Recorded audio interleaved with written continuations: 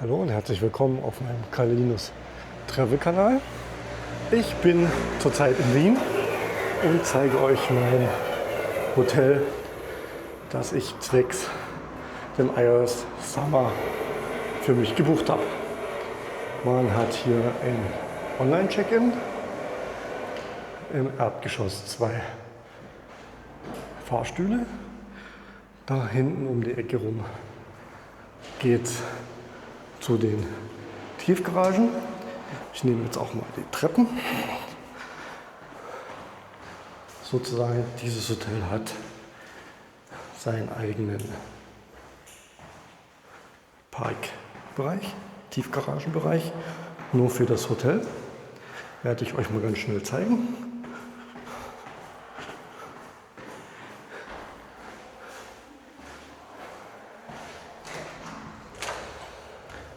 So. Ist halt ein typisches Stadthotel. So, da. Mit E-Ladestation und genügend Parkplätzen. Man muss dazu sagen, die Parkplätze kosten 18 Euro pro Tag.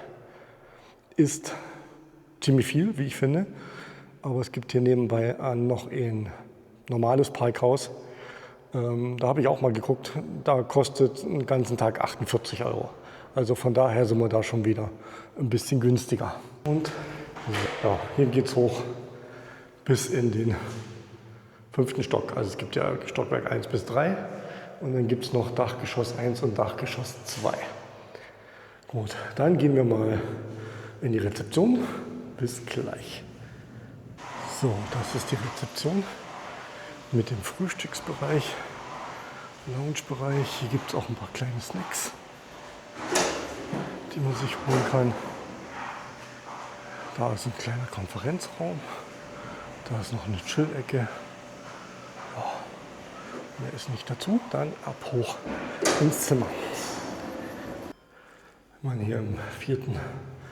Obergeschoss aussteigt, hat man hier die Räume auf der Seite und die Räume auf dieser Seite. Alles mit PIN-Code gesichert. Der ist für mehrere Sachen zuständig. Und das ist mein Zimmer.